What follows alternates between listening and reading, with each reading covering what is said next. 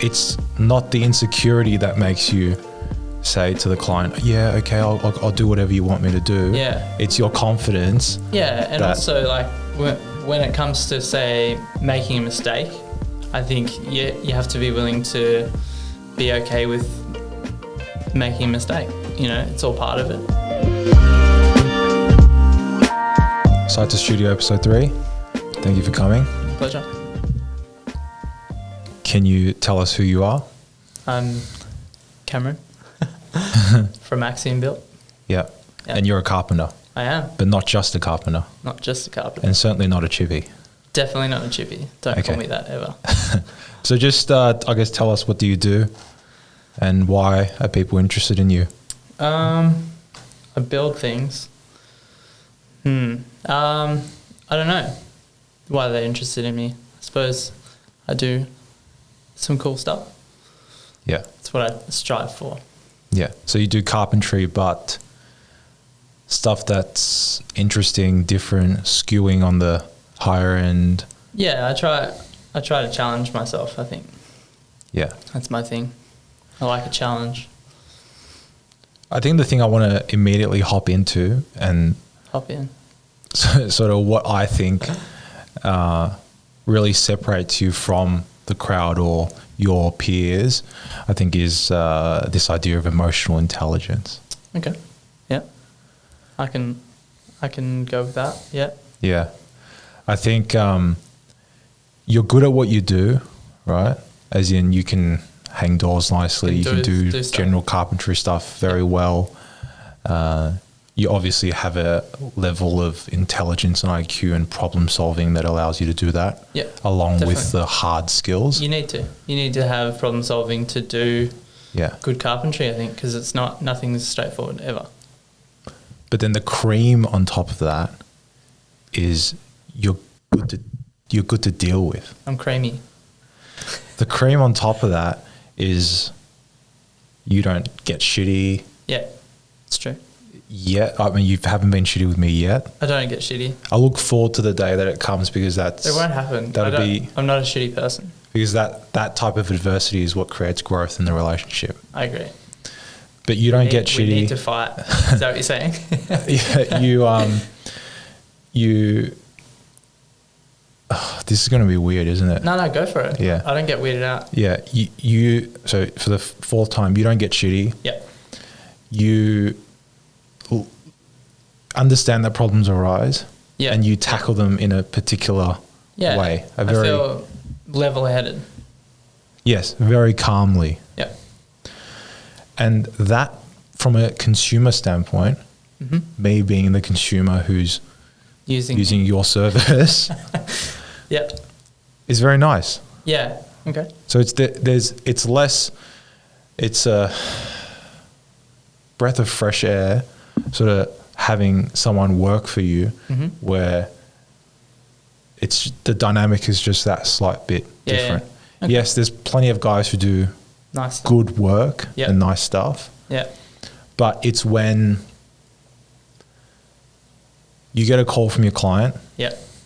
And he says, can you go down the road 10 minutes to Toorak to check if we can take out a floor pivot that you installed? Yeah.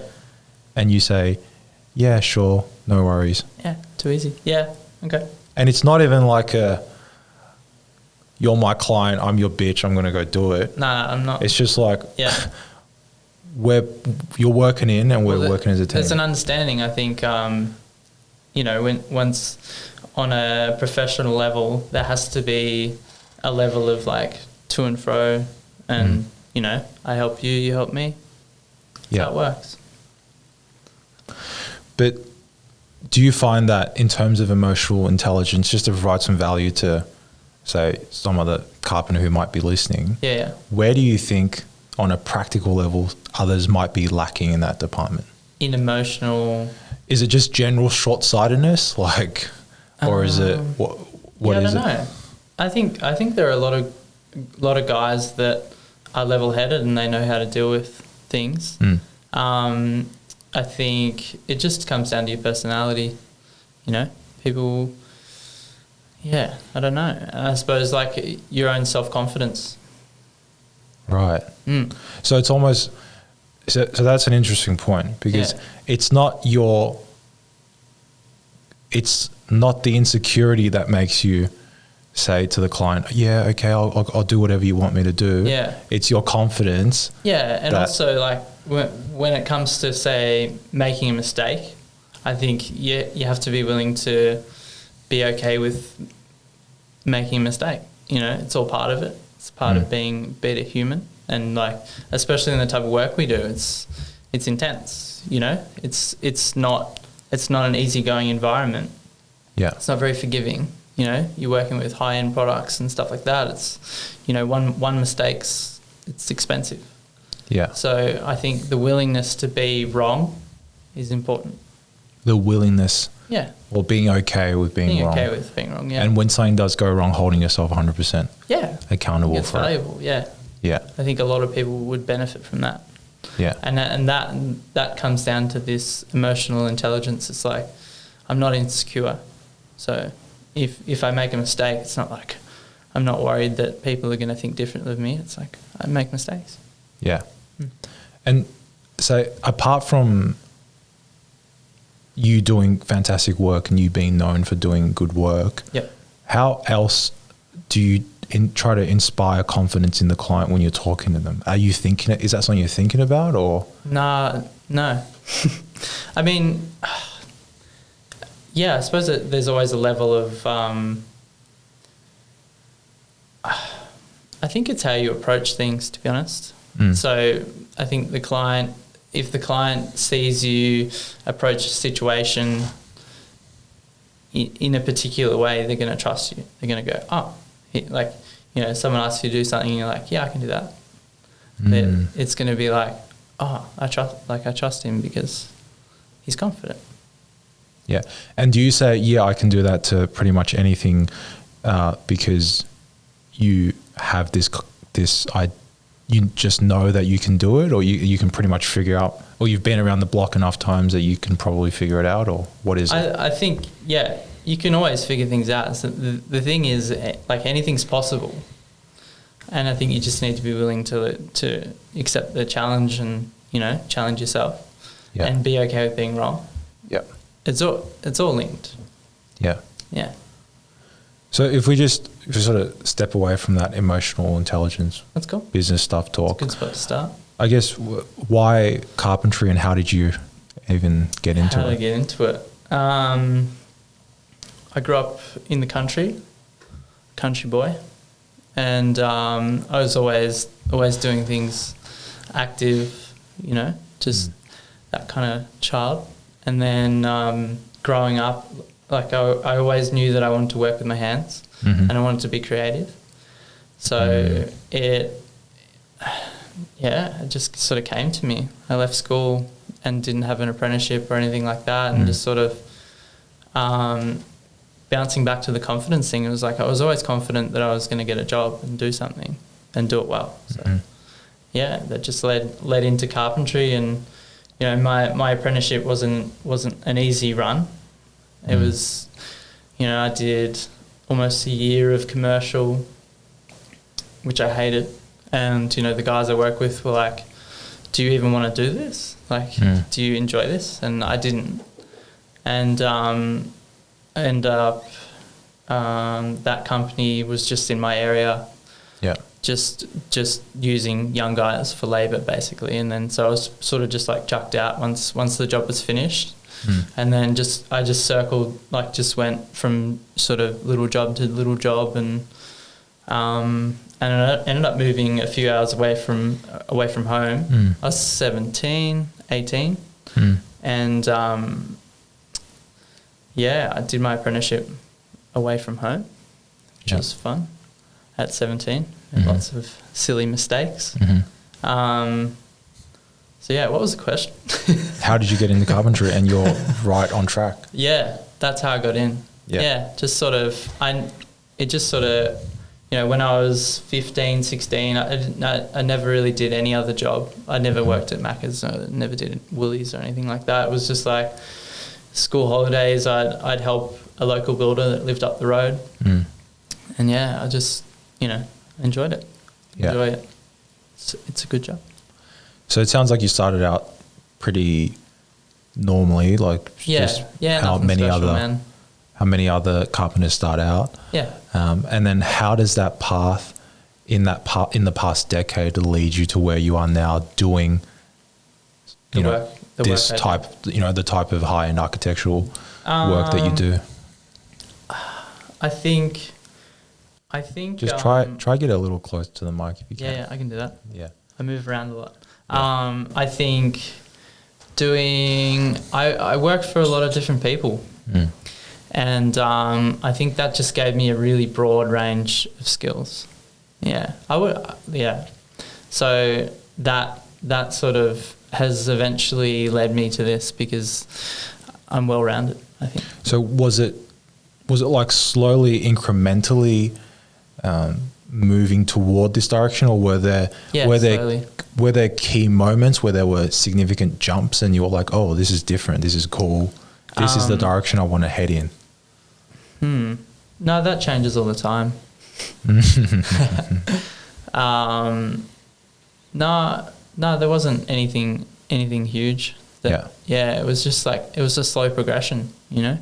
I wasn't that type of guy who finished my apprenticeship and was like, I want to be a builder. Or I wasn't like, I'm going to pursue this. It was never that. It was just, I was just doing the job because I enjoyed it. Right. And then, over the years it was like, I'm pretty good at this. And then I think if you stay focused at something long enough, you'll get really good, and you'll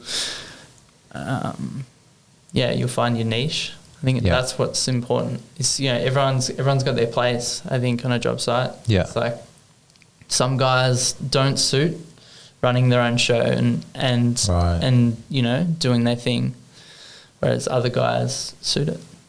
Do you think about that? Do you have those self-aware conversations with yourself about I'm super critical of myself. So yeah. So in terms of like, and so I guess the question is, you say everyone has their own niche. Yeah. So how would you summarize your niche? Anything challenging. I like a challenge. That's my niche. Give me something that you don't know how to do or you think's hard. That's my niche. Doing hard stuff. So you're a superhero? No, I'm not. I just take good pictures on Instagram. You solve problems. Yeah. You solve high level problems. I think, and once you're in that kind of market, like the high end or like the nice work, it's all about problem solving. That's basically all it is, and problem solving to the point where you're finishing something and it looks good and you're happy with it. Yeah, it's a big problem. So, what is your feeling, I guess, or view on the idea of craftsmanship or being an artisan? I know a lot of people in your position put that idea on a pedestal. Yeah. And sort of in a way, and there's almost some resentment in terms of the quality of work has gone down. People don't know how to do traditional techniques anymore. That train of thought. So where does that sit with you? And good question. I don't know. I think, I don't know. Well, the sense I get from you, the sense I get from you is, first of all, you're a very non-judgmental person. Try not to be, yeah. You do have a problem with judging yourself. Yeah, right? Yeah. We can talk about that. So I think that I'm assuming that you don't put that kind of thing on a pedestal. No. You don't look down on any other carpenter. I try not to. No. You don't look down on someone like myself who doesn't have a trade-based background, who doesn't have the skills, and you're willing to work with me and you're aware of what my shortcomings are. Yeah, 100%. But you don't feel any way about it. No. Yeah. No. So I guess do you find among the community of people who do the type of work that you do that there is a sense of elitism almost? or not really? No, not really. No, I think you know, at all ends of the market, like everyone's doing their bit, and I think, you know, guys want to enjoy what they're producing and be happy with the finished product, and I think it's everyone's there doing their thing. Yeah. Yeah. I don't know if that's a good answer. Yeah. No, I understand. Yeah. And I understand that it's naturally not something that you think about. No, it's not. No. Because it's just not part of your DNA. No, I don't. I personally don't put myself on a pedestal or anything. I like my work, and I enjoy what I do, and I think that's why people like following me. You know, right? It's because I'm passionate about it. Right. Yeah. Is that good coffee? Thanks for the coffee. I shouted you. Gosh, I haven't had this since I was in Japan. Good drop. And I'll get this in the morning, and I'll get this this other like vitamin C. Oh yeah. I don't know what I was saying. I don't know. It was like because I have trouble when I'm traveling. So yeah. So you get it to happen. It helps a bit. I don't know. It was tough, but the boss helps you along. Yeah. Yeah. So you've identified what your niche is. You solve difficult problems. Yeah. And so, what makes you passionate about that? What makes you excited about having to use your brain and mull over things, as opposed to just smashing out frames, for example? What gets me excited? Yeah, like what about that do you like compared to, let's say, frame lock-up fix? I can't do monotonous. I would even go as far as saying I'm not good at doing monotonous things. My brain doesn't work like that. My brain, it's like almost ADD, like you'd call it. It requires stimulation. Yeah.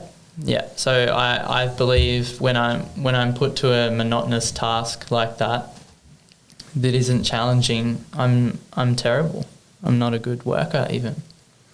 And is that because that lack of passion means that you're not focused on it, and you're 100%. not? Yeah. Yeah. Just all goes out the window. I can't concentrate. Yeah. I mean, if I'm being very honest, like that's me doing architectural joinery versus me building the 2 units I'm building or doing project management or whatever. You're just in a different gear. You're in a different... It's true. Yeah. I can't.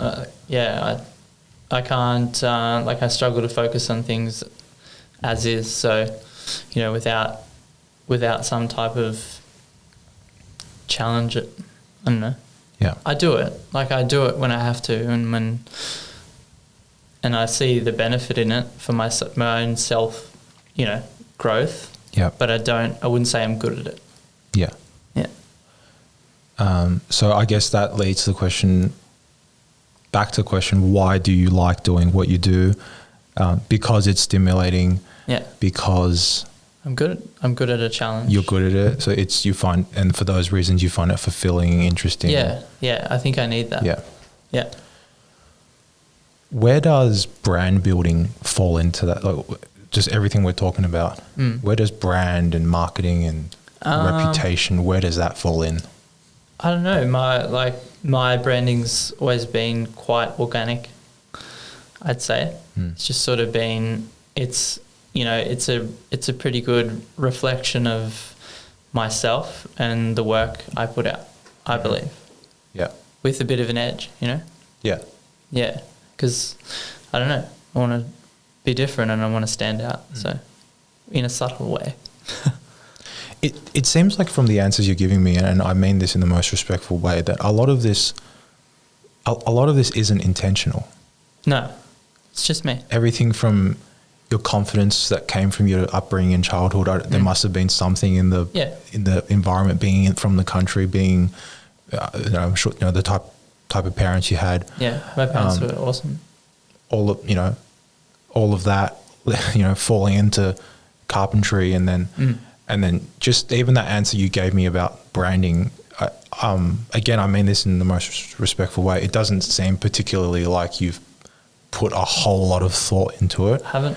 You've got an idea and you've just sort of moving along with it. Yeah, I get fixated on an idea and I pursue it and I do it. So, yeah. It's all sort of, like, as I said, like the things I post and the sort of the brand that I'm creating it's just me. It's a projection of what I'm doing. Yeah. Yeah. And I have to imagine that type of approach must really declutter life in general. Yeah, because I'm not trying to be someone that I'm not. So,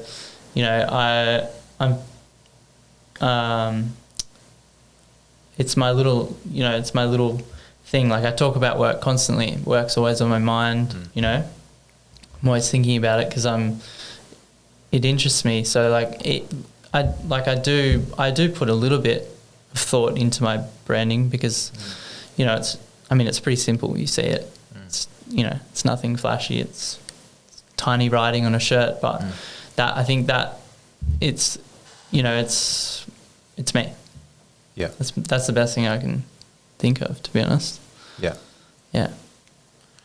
And so if we sort of wanted to provide some value to carpenters or tradespeople or whatever, if you sort of reverse engineer your actions, they're not like I planned out how I was going to build my brand, but if you just look at how you've built your brand and how you've constructed it, what would be the elements there that you would say, okay, this is what's worked for me?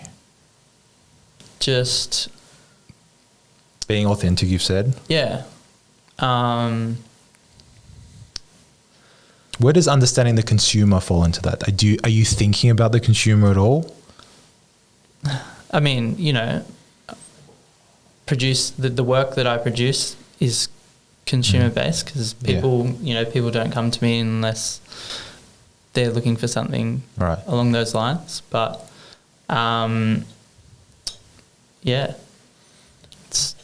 Look, I love that. Yeah, I really love that because what you're saying is extremely simple. Yeah, but it's so hard to. It's really hard execute. Right? Exactly. Yeah. Yeah, I think. Or so. you're saying that age old, just be yourself. Yeah. Well, that's be authentic. That's what it should be about. Yeah. Don't bullshit your audience. Yeah. Yeah.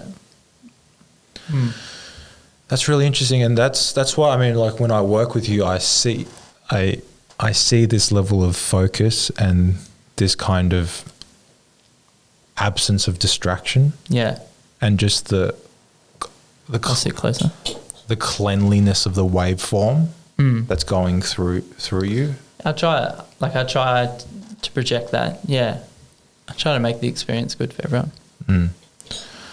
That's interesting. That's something that I certainly want to improve on because I think you're pretty good at that. I'm generally quite stressed and quite things can get a little bit muddy and I don't know. We've done it's relatively stressful project together. I thought you were quite level-headed. Personally. I think that's for the world to see, but not internally. Yeah, exactly. Well, that's the thing. Like, that's the same for me though. Like, it can look like I'm pretty level-headed, and I go, yep, I'll go to Turak and get that pivot out. But it's like, things. I internalize things. Yeah. So it's like I'm not going to blow up on the spot because I just don't think that's a way to deal with anything. But you internalize things. I internalize things. Yeah. That's how I deal with things. You charge a rate that is higher than market rate for a standard carpenter? Yeah. I shouldn't be saying standard carpenter, like carpenters are a product. Just, the audience knows what I mean. Yeah. If there are carpenters out there who say, I want to be making more money, I want to be charging these top level rates, Obviously, you're providing value. So what is it? Or how do you do it? Or how did you get there? If you haven't thought about how you got there, just like everything else. It's not a very good interview worthy, is it? No, it's beautiful. This is joking, really good. I'm joking. If you haven't really thought about it, if you could just sort of map out how you got there. I think just over time, man. Like, you can. I've seen and I've heard of guys, they finish their apprenticeship and, okay, they might have done 4 years with a high-end builder or something like that. And they're expective of this rate. Expective? Is that a word? Anyway, sounds cool. They expect a certain rate. They're like, oh, I'm worth this now, And it's like, not yet, mate. Just wait a little bit longer. I just think it comes down to what you produce and what you provide for the team. I think that's important. But I think for me, I don't know. It depends on the job I'm doing, and depends what I'm providing. Like I'm not going to charge a ridiculous rate for something that for myself if I don't think I'm worth it. Have you thought about the idea of value-based pricing as opposed to hourly-based? I think it'd be awesome. Yeah. Hard to monitor though. Hard to work out what the value is. Yeah, because people provide different things, and some days I'm not worth my rate because I'm having a shit day. People have shit days. But you're aware of that. Yeah. And depending on the project, like I'll charge accordingly. If I've come in the morning and I'm not into it and I'm working on an hourly rate basis, I'm not going to charge. So do you think generally people fall too deep into the trap of hourly based billing, and it sort of restricts and constricts your way that you think and sort of restricts your growth even? Yeah, it can. Yeah. I think more guys need to get out there and challenge themselves and not be willing, be willing to make mistakes. And I think that's like a good way of increasing, the money you make is just, it just comes back to that service. But I think like taking on those harder tasks and doing things that challenge them and put them in a bit of a, that make them stressed. I think that, it's valuable. Do you want to hear maybe why, as a consumer, why I like to work with you? Sure. Love to. Number one, we kicked it off with emotional intelligence. We did. I think part of that. I cried on our first date. Shit. I really didn't want this podcast to get homosexual, but like we like each other a lot. We're there now. Nah, keep going. Sorry. Now it's like homosexual. Yeah, you're thinking about it. Okay. What was I saying? What was the question? Why I like to work with you. Okay, emotional intelligence. Yep. Number two is you have a niche. Mm-hmm. You solve specific problems. Mm-hmm. I feel like this idea of I don't really like framing, I don't really like doing general lockups, whatever, even though people would pay you your rate to potentially to, if someone's, there is a market out there for that. Mm-hmm. I think this idea of I only do certain type of work that is stimulating, challenging, and I feel like I can provide value toward. Mm. So that means that when I think of pivot doors, when I think of solid timber, mm-hmm. when I think of anything that's difficult that I'm going to find, it's going to be challenging for me to find someone to do, I think of Cam. Okay. So number one, emotional intelligence. Number two is you've become a product category for me. You are the go-to to solve a certain set of problems. Yeah. Number three is you are expensive, but I find a way to justify the cost. That's good. I'm glad. Because and it's not, and it at the end of the day, it's not for nothing, because you are solving a problem. Yeah. You do, like you say, buy whatever tool you need to do the job. Try to. Pretty much, more or less, right? Yeah. I mean, you have bought tools that you thought you needed for a job that you needed to do for me, and then you didn't end up using it. It's true. But that's, I guess, the extent that you're happy to go to. Yeah. Right. I love buying tools. And when people say you work, when I see you work, I'm like, fuck, he's a real deal. You know what I mean? Not lying. You think quick. You don't pause in between tasks. You are sort of planning ahead for the most part. I think that's really important with any style of building. You got to think about you got to think about the final finishing when you're doing the slab. That kind of thing. And then once we're talking about value-based pricing, here's the cream, here's the value, right? Yeah. So there's two ways value-based pricing. I think one is sort of what value are you creating? How much is the problem that you're solving for this person worth? Okay, give me half of that, right? Yeah. That's value-based pricing, number one. Number two is Cam charges X rate. That is Y rate higher than your standard Z rate for a carpenter. How do I justify that delta, that Y? Okay, Cam, he presents himself well on site. Yep. Okay. He doesn't make too many mistakes.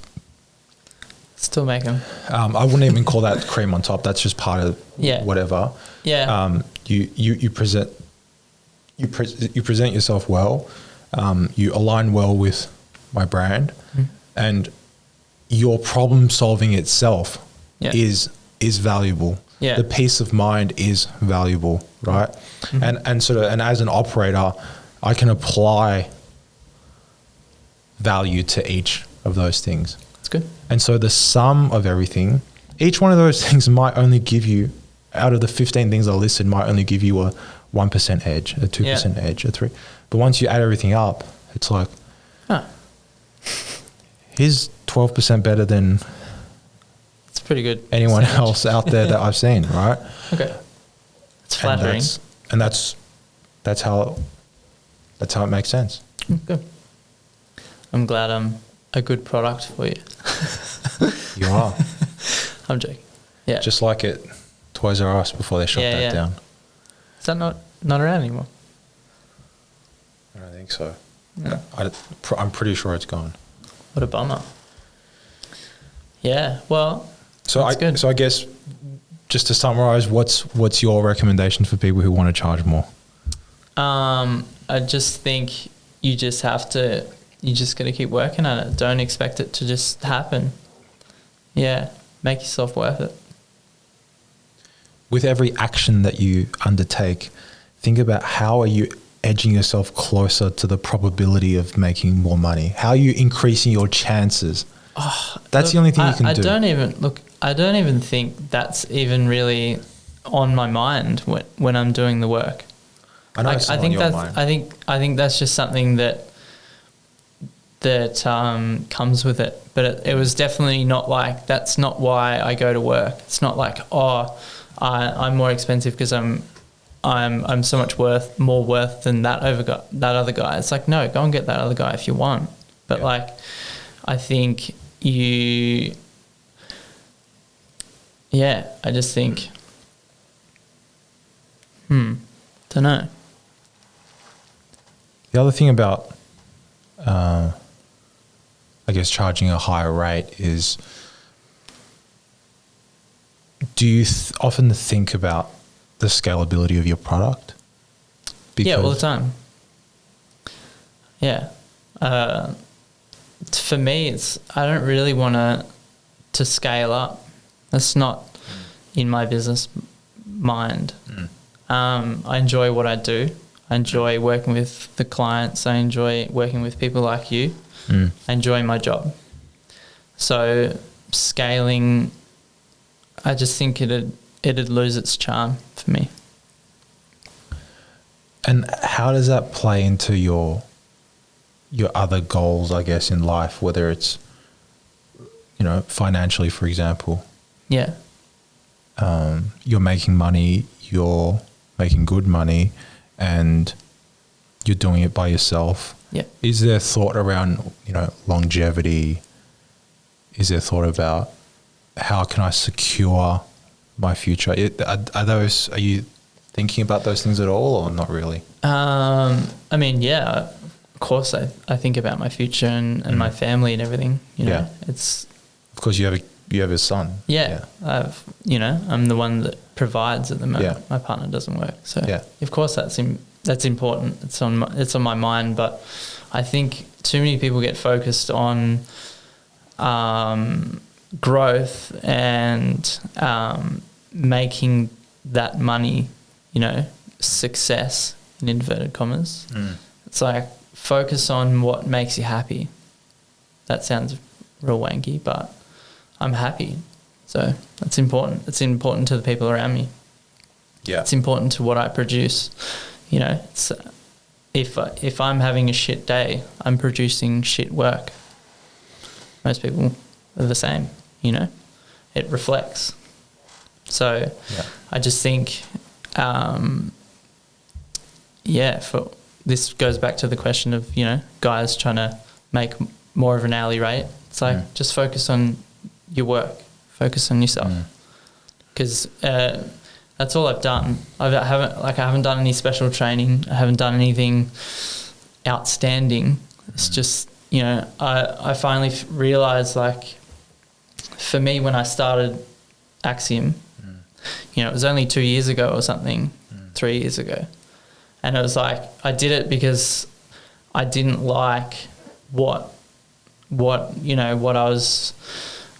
other builders were producing. I didn't like, who I was working for at the time and stuff like that. And it was like, it just pushed me to do something different, and it's just sort of evolved from there. So it's, as I was saying earlier, it's been quite organic. Yeah. I think the more you focus on what you produce, the guys you work with being happy, yourself being happy, your partner being happy at home, that's really important. So I think scalability, growth in business, it'll happen organically, but at this stage I don't want that extra stress. I don't want to have 5 guys working for me. Like my whole, what I've been creating this whole time will change completely.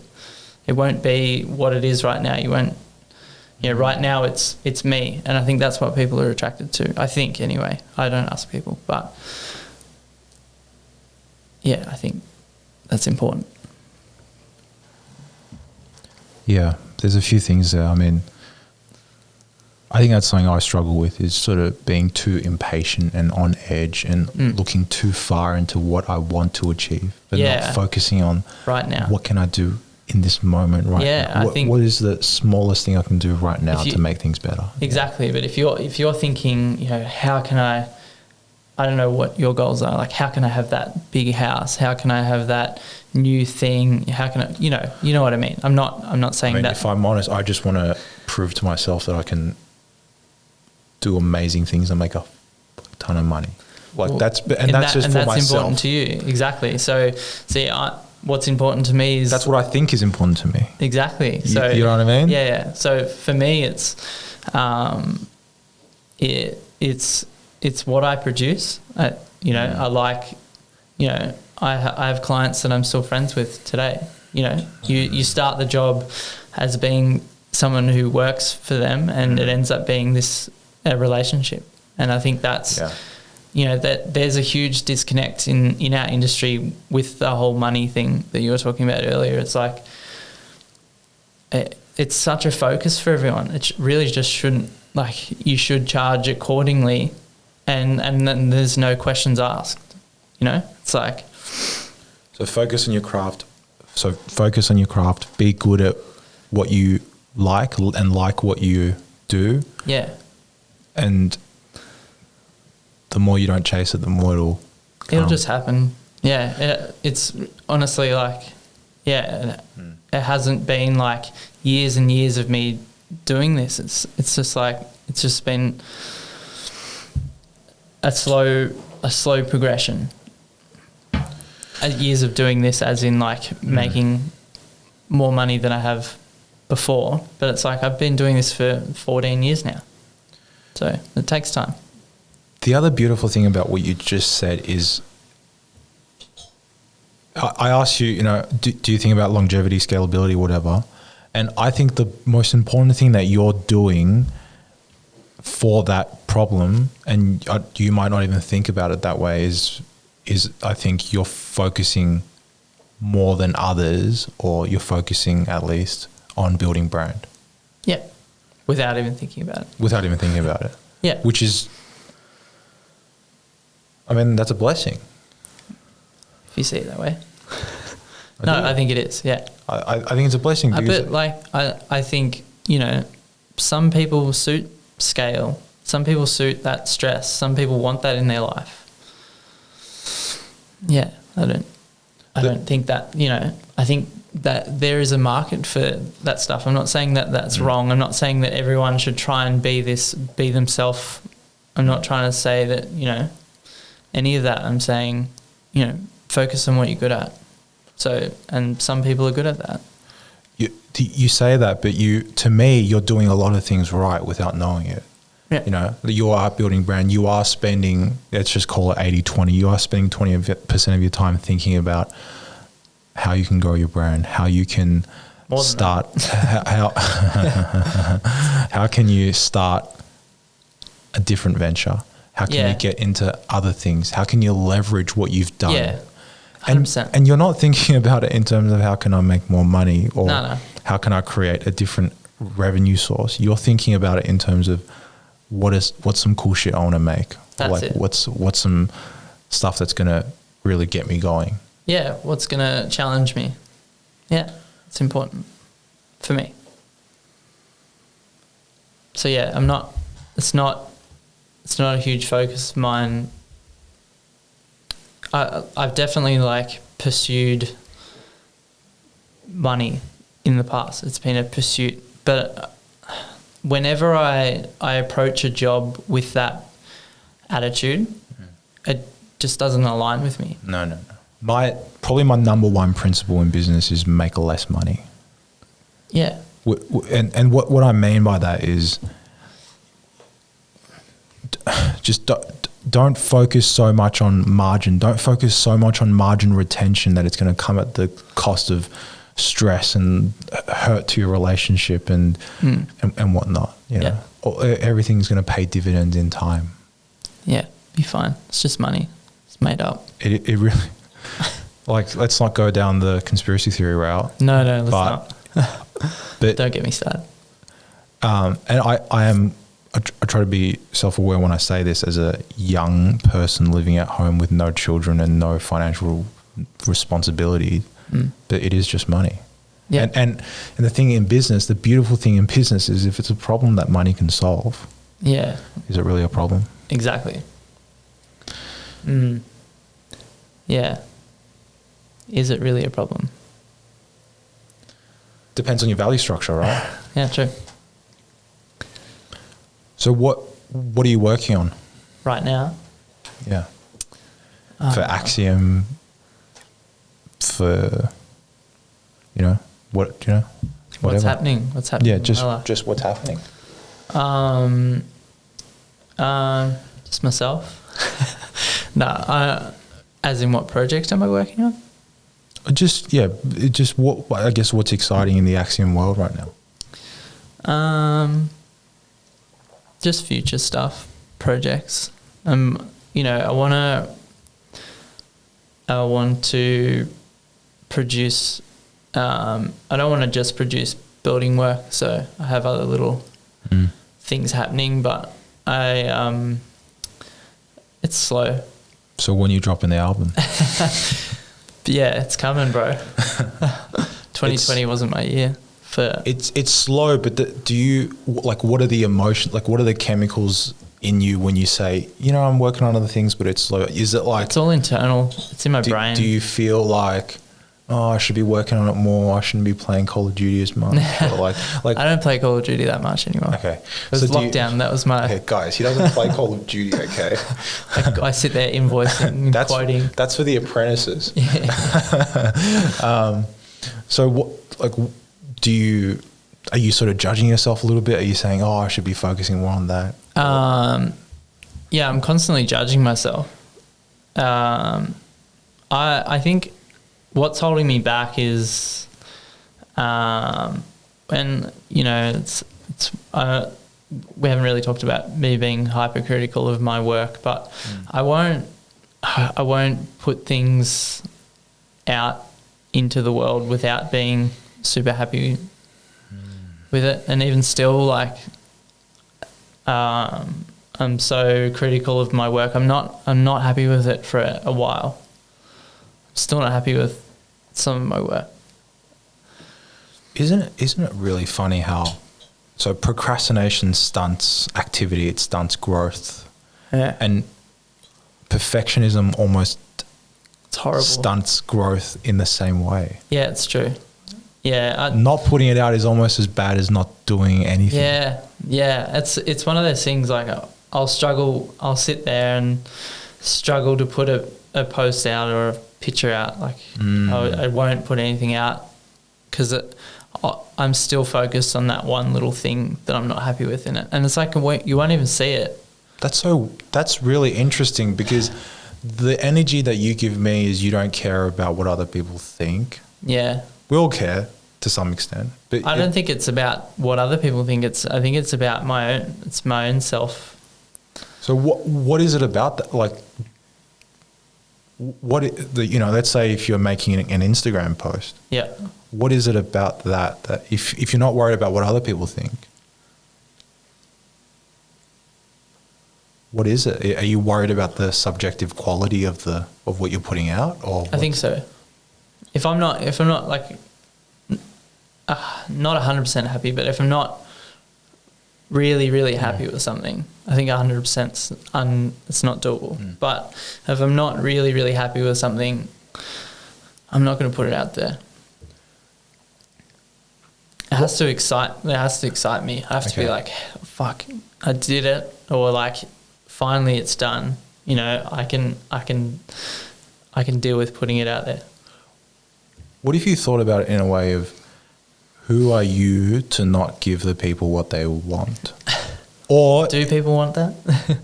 Do they want something that I'm not happy with?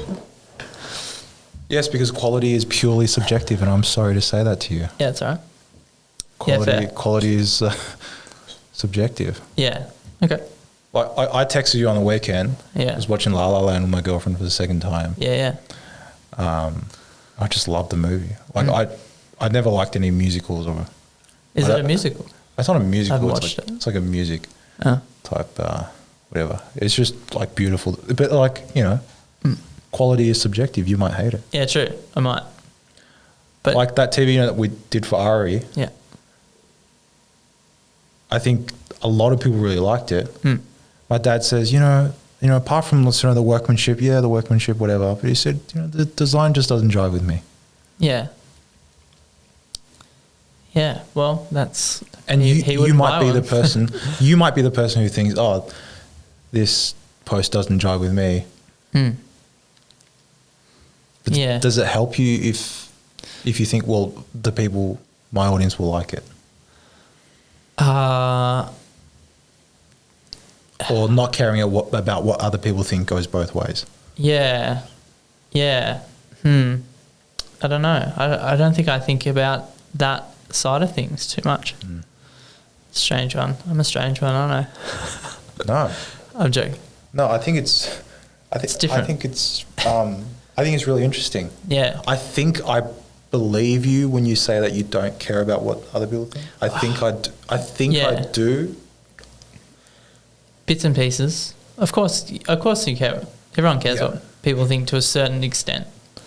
But it really comes down to what I think of it, to be honest, before I put it out there. I'm not like, oh, you know, my audience or whatever is going to like this, I'm going to post it. It's like, you know, the work that I try and do or pick up and do has to align with what I want to put out there that aligns with what I want to produce. And, you know, I do projects that I don't post all the time. Same, but for me, I'm selective because I want to project my brand in a certain way. Yeah. Right? I want people to think this is the type of work that Plot Joinery does. Oh my God, I love Charley. Yeah. Yeah. You know what I mean? And yeah. And that's me caring about how I'm. And that's your confidence. That's your self-confidence. But we talked recently about, you know, a post that I made on Instagram where, you know, what I have this want. I want to be honest. I want to just put it all out there because carrying anything that's dishonest or that isn't just all out there is tiring for me. Right. But then but then, you know, in this land of where every other joiner is, all their Instagram is saying is, I'm the best fucking cabinet maker in all of Australia, in the world. It's too much to say I'm not the best. Yeah, yeah. No, I think so. There's got to be a balance.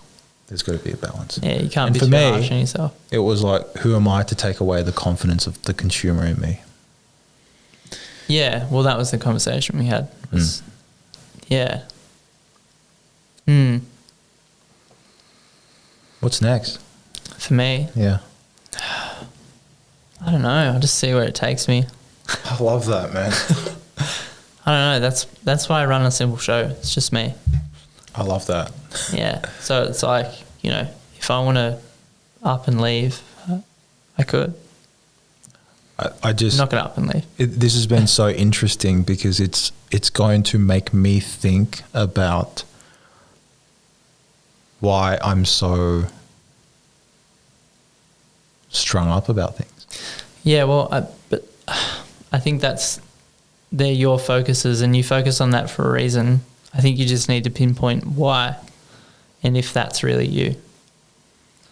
Like does why, that make sense? You know, why red line in second when you can cruise in fourth? Well, it depends on what you're going for, you know. It's like some guys are going for certain things. Like I'm on a different path. But I guess what I'm saying is there are certainly things that I need to learn or that I can learn from. We're all learning though. Yeah. I think, you know, one thing I say to any guy, like, you know, some people message me on Instagram and just say, you know, how, I don't know, where did you learn things and stuff like that. The odd person messages me, not heaps, I just think it's really important to learn from everyone.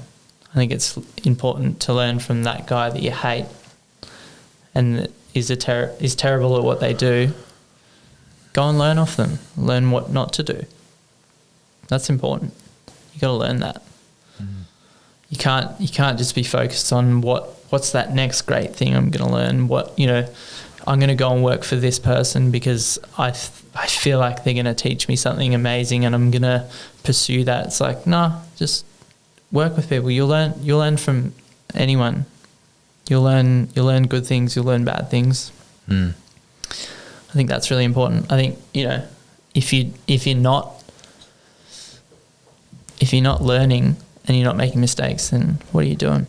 Then you ain't living. Yeah. Got to live.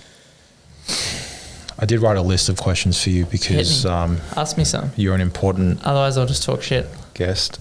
I'm important, am I? Was there anything you wanted to talk about? Was there anything you wanted to talk shit about? Talk about? No, not really. I mean, I'm interested in the questions you got to ask me, to be honest. I think I've asked all of them. Oh, have you got any more? Oh. No, I already asked you this. What I thought I didn't ask you was what makes you interested in a project, and you told us that it has to be stimulating. Yeah. It has to present a challenge. Yeah, and it has to excite me. Yeah. Yeah. And that can be, it doesn't mean, that can be the slightest little thing that'll excite me. It doesn't have to be, it can excite me that I'm going to learn a certain skill. You know what I mean? Yeah. It's like the work we've been doing together. It excites me because it's a challenge. Like I'm not a cabinet maker. I'm not an installer. I know how to do, like I know how to put things together. So it's like, I want to learn more. I want to broaden what I can produce for people. Yeah. And I think, we try to provide value to people who may have these questions for you. Yeah. But I think it's really important to be self-aware and understand that maybe carpentry just isn't your biggest passion, and maybe you just... Me? No, not you. I'm saying the person listening. Sorry. I know, yeah. Right. And this idea of, you just have to find challenging things. You just have to... Don't try and find it, though. Ultimately, I think you just have to be self-aware and understand whether it's for you or not. There's nothing wrong with running a crew of 14 guys. No, I never say that. Yeah. I admire people who do that. Sometimes I look at people who do that and I go, fuck, they're doing really well. And I go, what am I doing? I'm running. And then I'm like, well, no, hang on. I like coming home and being able to spend 2 or 3 hours with my son. Yeah. And I like having weekends off. I like not laying in bed at night thinking about, I lay in bed thinking about work all the time, but I don't lay in bed thinking about, what did John do yesterday at work? It really annoyed me because, you have to have guys working for you when you have jobs that size and stuff like that. It's like, for me, it's all on me. Yeah. Right now, I might scale up. I've had people work for me in the past. I'm not hypercritical of people.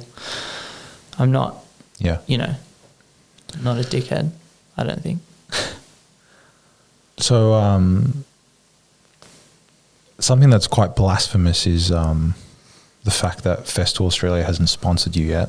Yeah, well, I'm not trying hard enough. No, I don't wear my Festool fan shirt every day. I think with your pursuit or non-pursuit of a Festool sponsorship, you have to stick with the formula that's worked for you, which is don't try too hard. Yeah. It'll come. Yeah. So that's my motto. In your non-pursuit of being a Festool brand ambassador, which will probably turn down when they go to you, so Festool don't even think about it. Yeah, don't even try. What's the next purchase you're going to be making? Tool-wise? From Festool. Far out. I mean, that's the only tool you buy. Yeah, it's endless. I keep buying their sustainers, man. I'm getting... It might look like I'm organised on my Instagram, but I'm not. My van's a shit show. So I'm trying to organise my life. Yeah, it's all part of my... So what's next? The madness in my brain. Is it another like $5,000 trolley, or is it like a... probably some drills or something cool. Yeah. Yeah, I always buy stuff that, like we were talking about earlier, it's like, I'll need that for a job. Like I bought a Dremel the other day. I'll probably use it once. But I bought it. What were you cutting? Acrylic or something? No, we'll be cutting just some steel, some tin. But I don't know, when it's that thing of getting fixated on things. We've talked about it in the past. It's like, you were talking about you wanted to buy a van. You got fixated. We talked about it. Then you bought the van. I get crazy. I've been looking at... I do the same thing. I've been looking at cameras since last night. What type of camera? Don't even worry about it. For taking photos of stuff. Do you know, like when Ari said to me, you're so good at taking photos. Are you a photographer? I was like, I felt so good about myself. I bet you did. I was good like, photos. But it was pure luck. Yeah. I was like, like I felt so flattered. I got so high on the compliment. You were hyped up, weren't you? And I was like, no, you can't get high on the compliment because I complimented you. Because when someone says something mean to you, you're gonna crash. Yeah, you're gonna humble. And that just sort of sent me off. But what dream project? Sorry, I interrupted you. No. I was going to ask you a question. No, you go. No, dream project. I like that. Dream project. I don't have one. Sydney Opera House? Nah.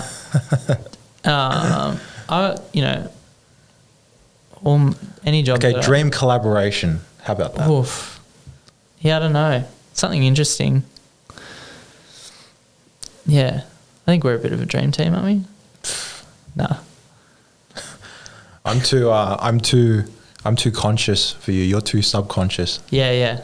You're chasing something. Your two is just coming to you. Yeah.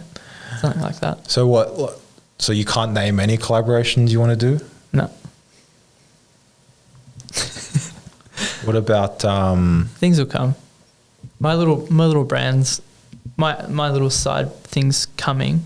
What about making a music box with 21 Savage? Oof. Big move. It's not going to happen. Won't. Okay.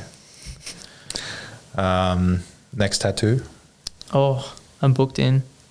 It's a surprise. Okay. You have to wait and see.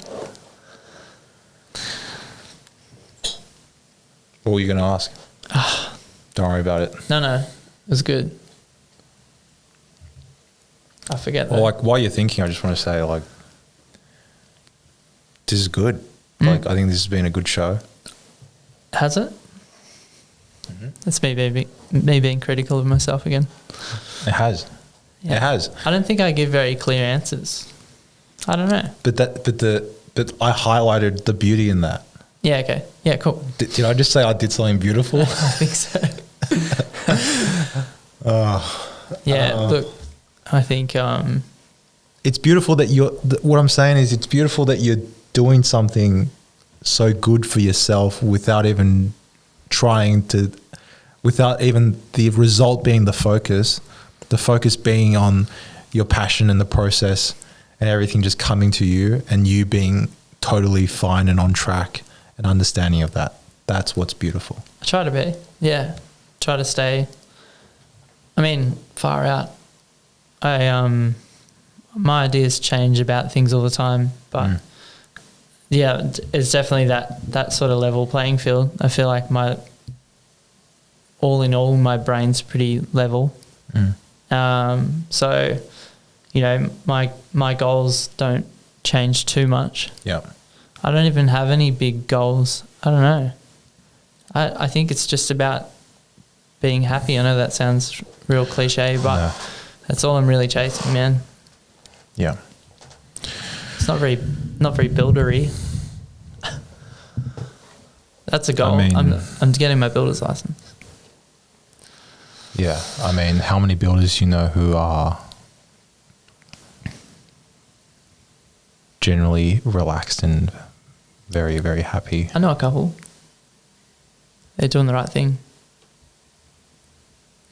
Building shacks in the country. Yeah, well, that's a goal. Yeah. Yeah. Is that it? Is there anything? I don't know. Have you got any more interesting questions for me? I guess anything we missed? What else do you want to broadcast to statistically the 40 to 60 people who are going to download this? Wow. It's a big... We had 200 views on YouTube. Oh, wow. It's big. I don't know. It's about the process. Yeah, I just think, I don't know. I hope I can work with some cool people coming up. That's fun.